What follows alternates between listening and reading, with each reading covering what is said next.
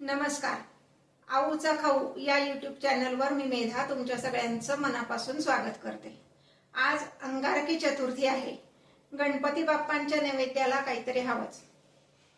पण काहीतरी म्हणजे काय तर गणपती बाप्पांच्या आवडीचा खाऊ जो म्हणजे मोदक.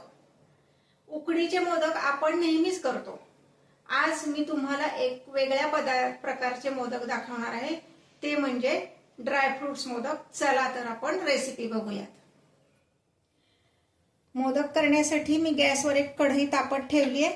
मीडियम फ्लेमवर कढई छान तापवून घेणार आहे.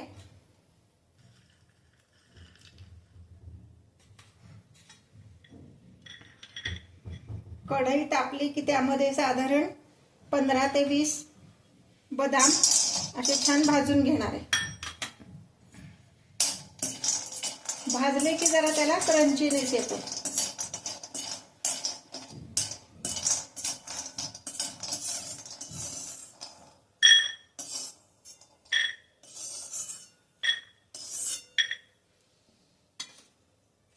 आता आपण घालणार आहोत अक्रोड. साधारण 3 ते 4 अक्रोड घ्यायचे.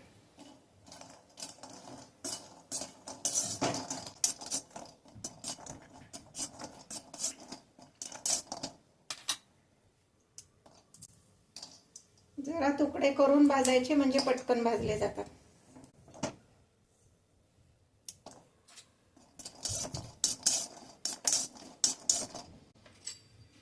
एका वाटीत काढून घेते. हे पण फार भाजायचे नाही, जस्ट त्याचं मॉइश्चर कमी झालं पाहिजे एवढंच.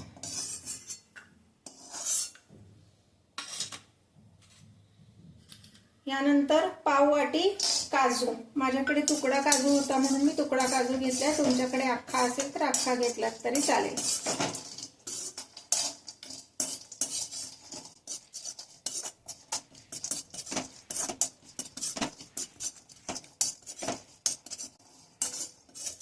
गॅस बंद करते. आता मी हे काढून घेते एका वाटीमध्ये.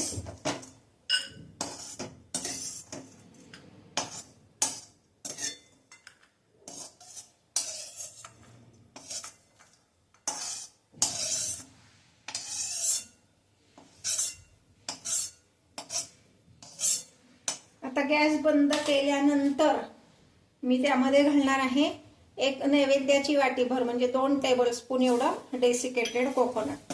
गॅस बंद केल्यावरच भाजायचे हे, म्हणजे कढईचा जो गरमपणा असतो तेवढ्यावर ते छान भाजलं जातं. आणि यामध्येच मी घालणार आहे साधारण 1 टेबलस्पून एवढी खारीक पूड.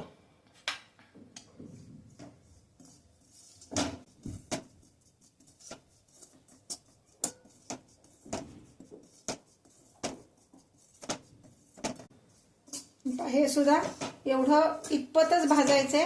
फार म्हणजे त्या कढईत ठेवून फार करपवायचं नाहीये, कारण कढई खूप तापलेली असती. त्यातच ठेवलं तर ते करपेल. आता मी हे एका ताटात काढून घेते. आता हे भाजून घेतलेले जे ड्रायफ्रुट्स आहेत ते आपण एका मिक्सरच्या भांड्यात घालणार आहोत. अक्रोड, बदाम आणि काजू हे सगळं मिक्सरला आपण वाटून घेणार आहोत. भरड काढायची याची, एकदम बारीक पावडर करायची नाही. मिक्सर ऑन ऑफ करत भरड करणार आहोत.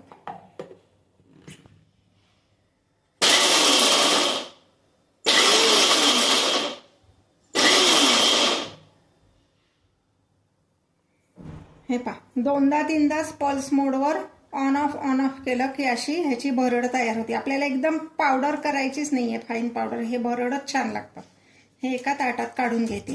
ज्यामध्ये खारीक आणि खोबरं काढून घेतलं होतं त्यातच मी हे आता काढून घेते. आता यामध्ये मी घालणार आहे पाव टीस्पून एवढी वेलची जायफळ पूड. हे सगळं आधी मिक्स करून घ्यायचे, ड्रायफ्रूटची पावडर सगळी.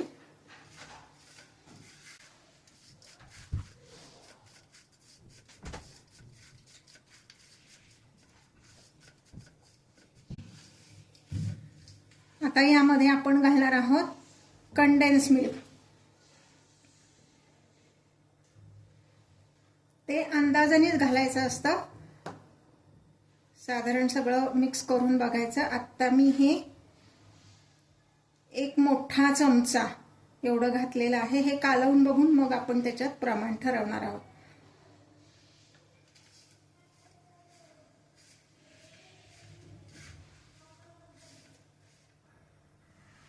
मगाशी आपण 1 चमचा घातलं होतं, अजून अर्धा चमचा एवढं मिल्क मेड आपण ह्यात घालणार आहोत. हे मिल्क मेड किंवा कंडेन्स मिल्क कसं तयार करायचं ह्याचा व्हिडिओ ऑलरेडी चॅनलवर अपलोड केलेला आहे. त्याची लिंक मी तुम्हाला डिस्क्रिप्शन बॉक्समध्ये देते.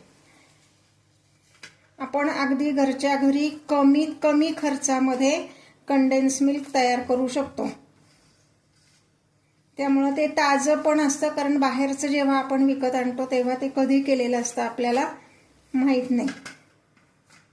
आपण घरी जे करतो ते सुद्धा आपण महिनाभर फ्रीजमध्ये स्टोअर करू शकतो. हे पाता ह्याचा हा असा गोळा झालेला आहे छानपैकी. आता मोदकाच्या साच्यामध्ये घालून आपण ह्याचे मोदक करणार आहोत, अगदी छोट्या आकाराचे. हे असा हा मोदकाचा साचा बाहेर तुम्हाला कुठल्याही भांड्याच्या दुकानात मिळू शकतो. त्याला काही तेल तूप लावायची गरज पडत नाही. असा पकडायचा आणि छोटे छोटे असे मोदक आपण तयार करायचे. ह्या एवढ्या साहित्यामध्ये बरोबर 21 मोदक तयार होतात. आता ह्यात जे ड्रायफ्रूटचं प्रमाण सांगितलंय तर ते कुठल्याही ह्याचं समजा एखादी गोष्ट कमी आहे तर काही हरकत नाही, दुसरी गोष्ट तुम्ही त्यात वाढवू शकता ह्या प्रमाणासाठी.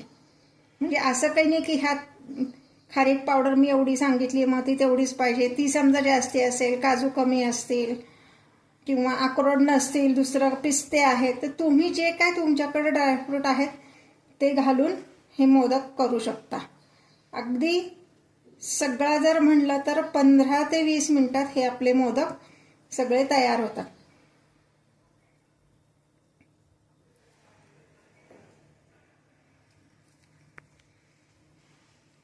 मी ज्या रेसिपीज तुम्हाला दाखवते त्या आवडत असतील तर चॅनलला लाईक आणि कमेंट करायला विसरू नका. हे पहा, हे साच्यामध्ये भरून झालेले. आता हे उघडून दाखवते तुम्हाला. हे पहा,